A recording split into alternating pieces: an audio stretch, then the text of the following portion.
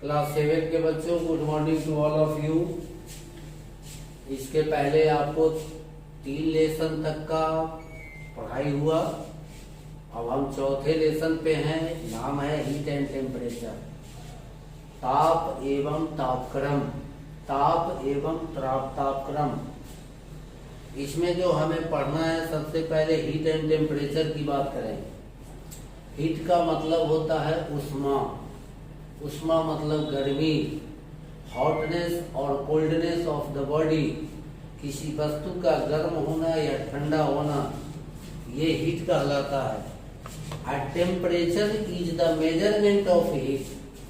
Heat को जब हम लोग मापते हैं तो वो टेम्परेचर कहलाता है, यानी हीट का मेजरमेंट टेम्परेचर है।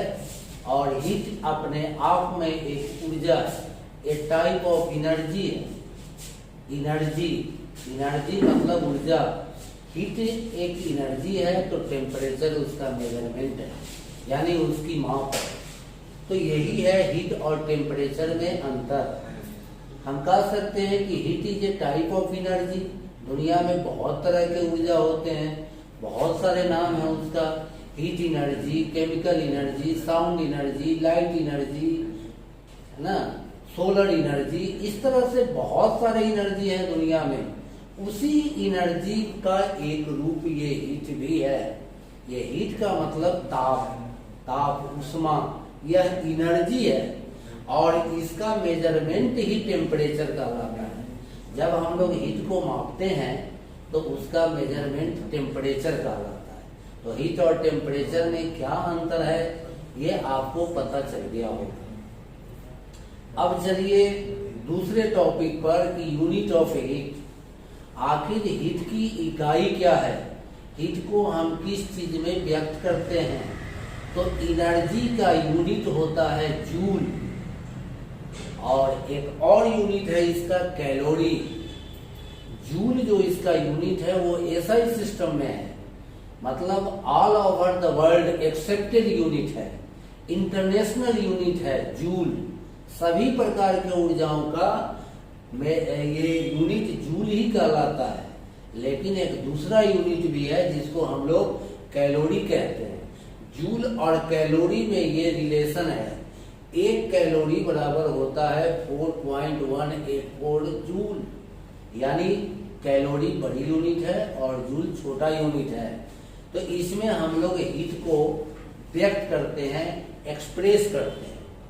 अब टेम्परेचर स्केल, यानी तापक्रम मापने के विभिन्न पैमाने, अलग अलग पैमानों पर हम टेम्परेचर का मेजरमेंट करते हैं। टेम्परेचर मेजरमेंट के ऐसे 3 स्केल हैं। उनका नाम है centigrade scale, Fahrenheit scale and kelvin scale. Centigrade scale में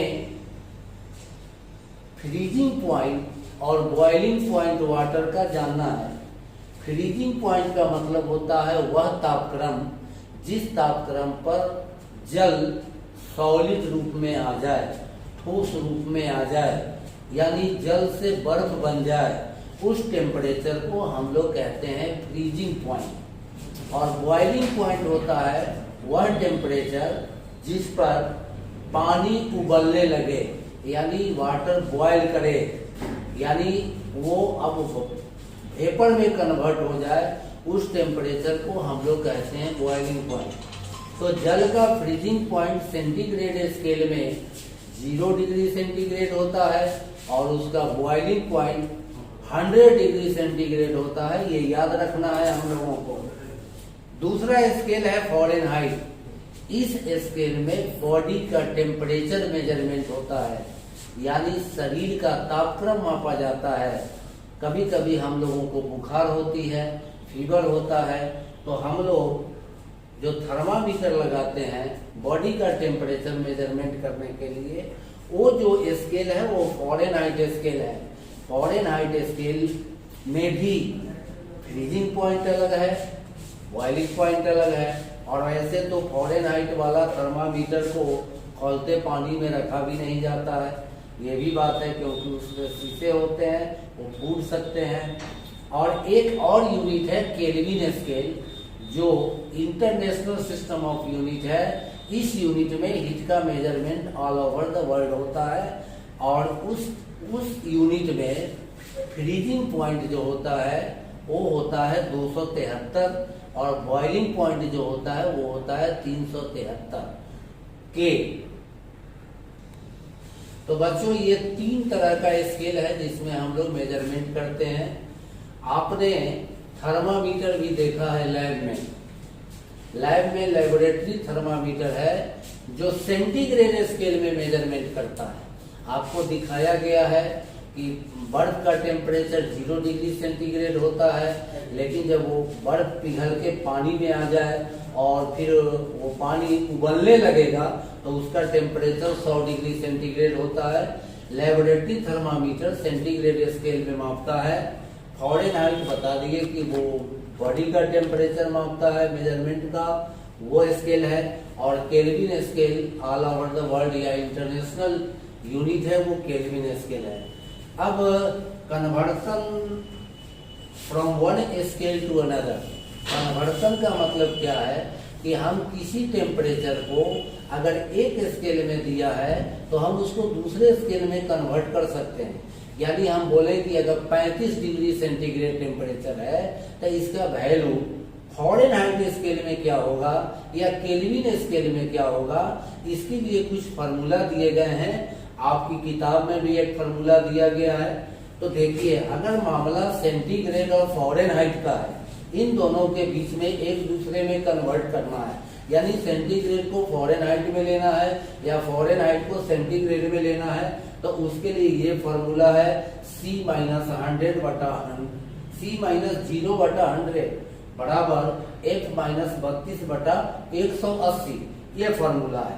अगर आपको ये फार्मूला नहीं भी याद हो तो आपको साइड में एक शॉर्ट फार्मूला दिया गया है कि अगर टेम्परेचर आपको सेंटीग्रेड में निकालना हो और फ़ारेनहाइट में उसका मान दिया हो तो उस जगह पे आप 5/9 F - 32 करके उस टेम्परेचर को आप सेंटीग्रेड में ला सकते हैं। और अगर कहीं आपको फ़ारेनहाइट में लाना हो तो उसके लिए फार्मूला दिया है 9/5 डिग्री सेंटीग्रेड प्लस 32। तो ये है कन्वर्सन स्केल। इस स्केल के द्वारा हम लोग टेम्परेचर को एक स्केल से दूसरे स्केल में आसानी से कन्वर्ट कर सकते हैं। और केल्विन स्केल में लाने के लिए तो बहुत इजी तरीका है कि उसमें आप 0 डिग्री है तो उसको 273 मानिए। उसके बाद जितना डिग्री सेंटीग्रेड की बात करता है उतना आप उसमें जोड़ते जाइए, 273 में जोड़ते जाइए और वो आ जाएगा केल्विन स्केल में। जैसे एग्जाम्पल के लिए हम लोग 50 डिग्री सेंटीग्रेड को अगर केल्विन में लाना चाहते हैं तो 273 प्लस 50 कर देंगे तो वो आ जाएगा केल्विन स्केल में। तो वो इंटरनेशनल सिस्टम है, उस सिस्टम के द्वारा या उस स्केल के द्वारा सारे संसार में टेम्परेचर का मेजरमेंट किया जाता है। सेंटीग्रेड का भी इस्तेमाल लैब में होता है। इसका एक रेंज होता है -10 से लेकर के 110 डिग्री सेंटीग्रेड तक लेबोरेटरी थर्मामीटर मापता है। और थर्मामीटर तो एक ऐसा इंस्ट्रूमेंट है जो टेम्परेचर का मेजरमेंट करता है। माने टेम्परेचर को मापने के लिए जिस इंस्ट्रूमेंट का हम इस्तेमाल करते हैं उसको हम लोग कहते हैं थर्मामीटर। थर्मामीटर भी सेंटीग्रेड थर्मामीटर होता है, फ़ारेनहाइट थर्मामीटर होता है। ये 2 तरह के थर्मामीटर प्रचलन में आते हैं। बॉडी का टेम्परेचर मापने के लिए जब हम थर्मामीटर वाला स्केल का इस्तेमाल करते हैं तो उस थर्मामीटर को हम लोग क्लिनिकल थर्मामीटर कहते हैं। तो क्लिनिकल थर्मामीटर से बॉडी का टेम्परेचर मेजरमेंट किया जाता है। इसके बाद का जो टॉपिक हमें पढ़ना है वो हमें पढ़ना है हीट का ट्रांसमिशन या ट्रांसफर ऑफ हीट। मतलब हीट एक स्थान से दूसरे स्थान जाती है, यानी हीट एक बिंदु से दूसरे बिंदु जाता है, एक जगह से दूसरी जगह जाता है। जहाँ पे हीट ज्यादा है और अगल बगल का वातावरण अगर में हीट कम है तो गर्म चीजों से हीट ठंडी चीजों में आती है। यही है उसका डायरेक्शन। हीट फ्लो का डायरेक्शन, मतलब हाई टेम्परेचर से हीट अपने आप लो टेम्परेचर की ओर चलता है और ये क्रम तब तक बना रहता है जब तक आसपास का टेम्परेचर और उस वस्तु का टेम्परेचर बराबर ना हो जाए, तब तक ये हीट फ्लो होते रहता है हाई टेम्परेचर से लो टेम्परेचर की ओर। ऐसे टेम्परेचर का ये हीट का जो ट्रांसफर होता है इसको हम लोग कहते हैं transmission of heat. Transmission of heat के 3 मेथड होते हैं। एक कहलाता है पहला कंडक्शन, दूसरा कहलाता है कन्वेक्शन और तीसरा कहलाता है radiation. Conduction, convection and radiation, ये 3 मेथड से हीट एक स्थान से दूसरे स्थान जाती है। अब कंडक्शन मेथड क्या होता है? इस मेथड से हीट का ट्रांसमिशन सॉलिड में होता है। सॉलिड मतलब ठोस चीजों में, जैसे कड़छुल है, किचन में कड़छुल होता है, दाल छौंकने के लिए लोग कड़छुल में जीरा तेल डालते हैं।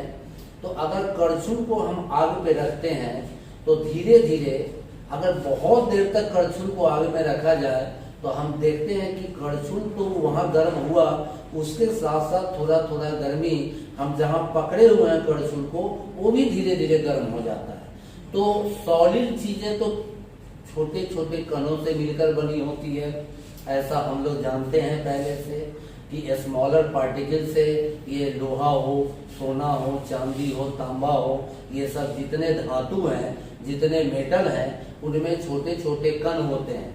तो जब कड़छुल का जो कटोरी वाला भाग है वहां उसको जब हम हीट पे डालते हैं, उसको जब हम गर्म करते हैं तो उनके कणों में, उनके पार्टिकल्स में जब एनर्जी आती है, हीट एनर्जी मिलता है, तो उनके पार्टिकल वाइब्रेट करने लगते हैं, कंपन करने लगते हैं, यानी कि उनके कणों में हम कहेंगे कि काइनेटिक एनर्जी बन गया, काइनेटिक एनर्जी आ गया।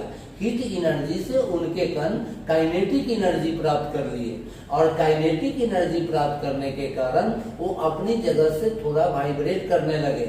हालांकि इनके कणों के बीच में स्पेस बहुत कम होता है, बहुत हल्का स्पेस होता है, तो ये ज्यादा वाइब्रेट नहीं कर सकते हैं। फिर भी ये जो थोड़ा वाइब्रेट करते हैं तो ये अपने हीट को दूसरे कण को देते हैं, फिर दूसरा कण भी इसी तरह वाइब्रेट करेगा, तीसरे कण को देगा, तीसरा चौथे को देगा।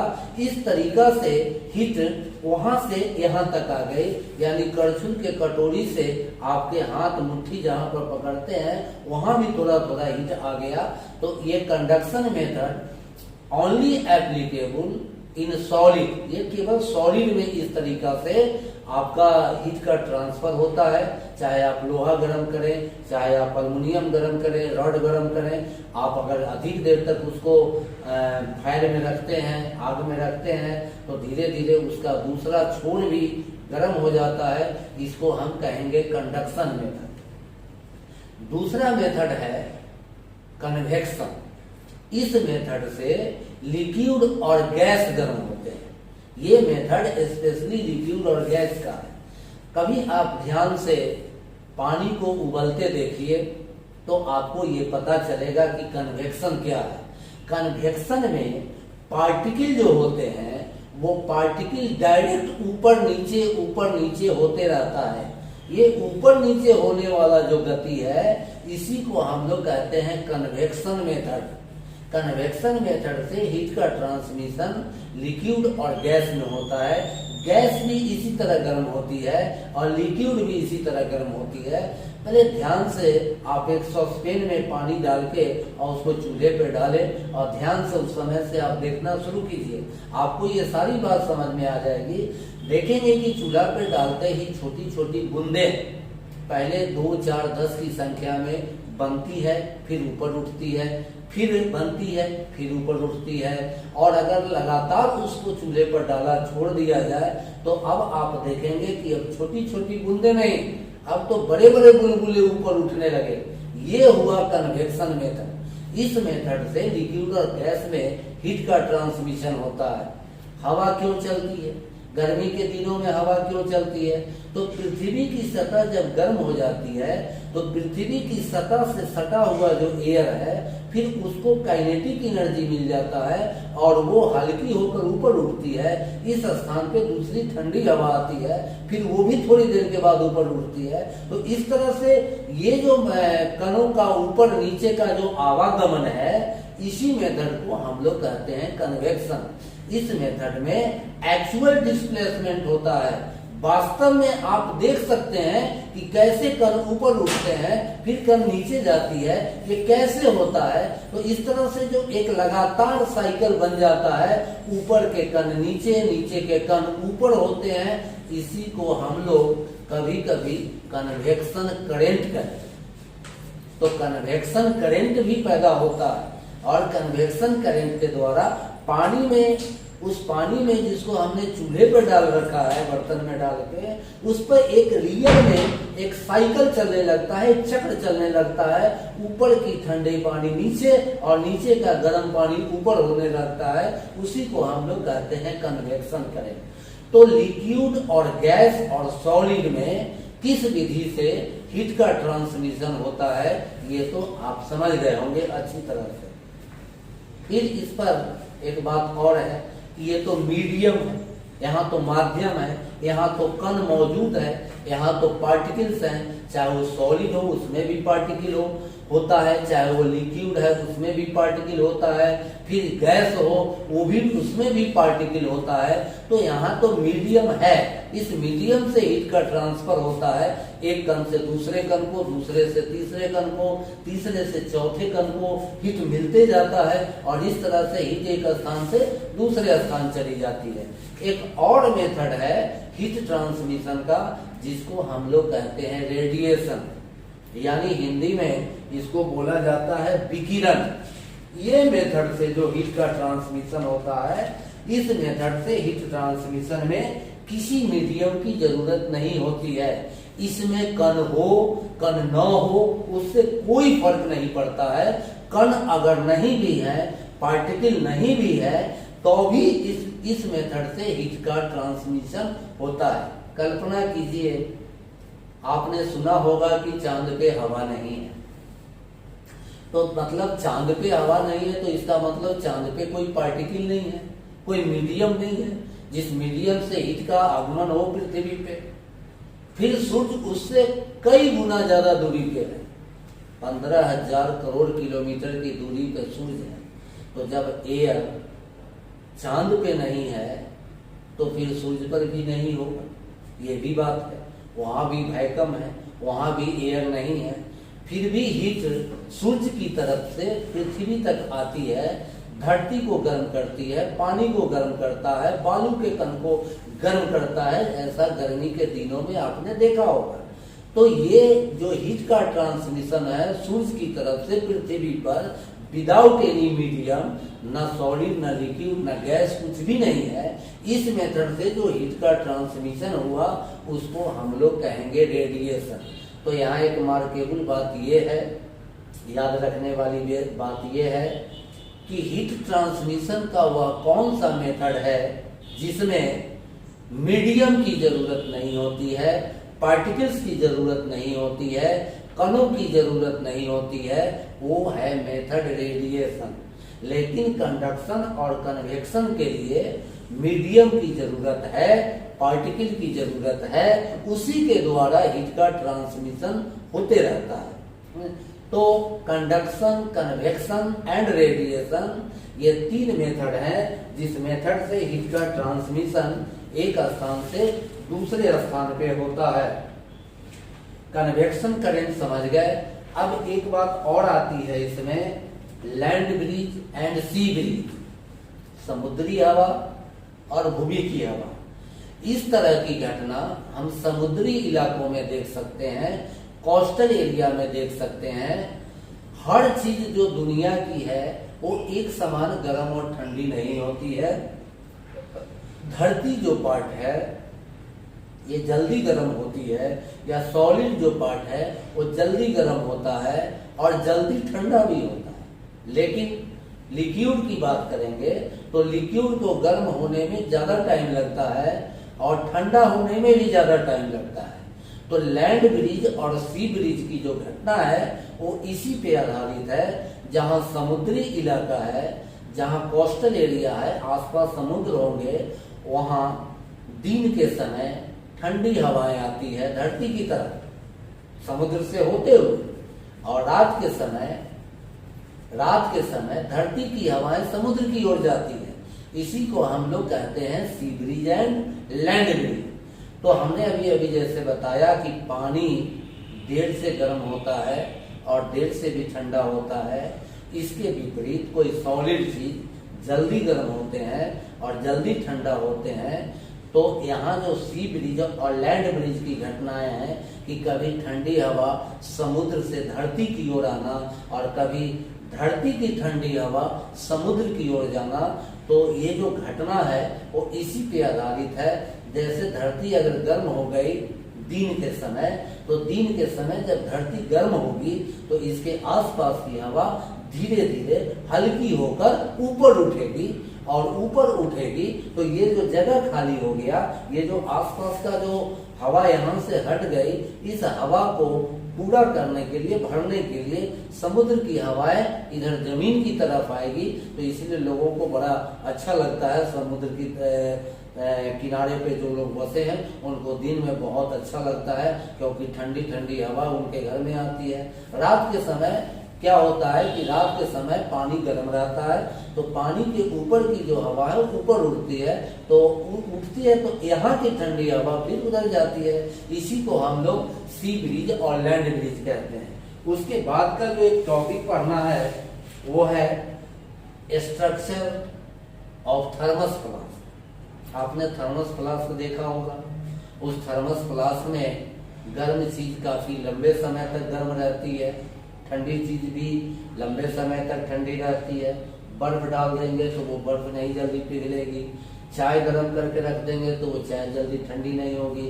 तो ये थर्मस फ्लास्क जो होता है उसकी बनावट क्या होता है कि बाहर में भी एक खोल होता है उसका, और अंदर में भी एक विशेष प्रकार का पॉट होता है, एक बर्तन होता है। जैसे जनरल जो थर्मस फ्लास्क है उसमें प्लास्टिक का केस है बाहर से, और अंदर में शीशे की बनी हुई एक और बर्तन होती है, उसके बाहर चारों तरफ पाड़े का कलई किया होता है, मरकरी से लेप किया रहता है। और इस थर्मस फ्लास्क में न कंडक्शन होगा, न कन्वेक्शन होगा और न रेडिएशन होगा। ये तीनों मेथड से हीट इधर से उधर नहीं जाती है। तो थर्मस फ्लास्क अपने आप में एक ऐसा इंस्ट्रूमेंट है जो गर्म चीज को गर्म रखती है और ठंडी चीजों को ठंडी रखती है। कंडक्शन का एक्सपेरिमेंट आपको पहले भी दिखाया गया है। याद कीजिए कि जब एक स्ट्रिप या पत्थर पे हम लोग नेल कांटी को मोमबत्ती से चिपकाए थे और उसको गर्म किए थे, तो बारी बारी से पहली नेल गिरी, फिर दूसरी नेल गिरी, फिर तीसरी नेल गिरी। ये जो मेथड बताया ये कौन सा मेथड है? चूंकि सॉलिड है पत्थर, तो पत्थर में तो कंडक्शन मेथड से हीट का ट्रांसमिशन हुआ। दूध उबलता है या पानी उबलता है तो ये हो गया कन्वेक्शन। पहले ही बताया जा चुका है कि कन्वेक्शन मेथड से हीट का ट्रांसमिशन लिक्विड और गैस में होता है, और लिक्विड और गैस को हम लोग एक साथ बोलते हैं फ्लूइड, FLUID।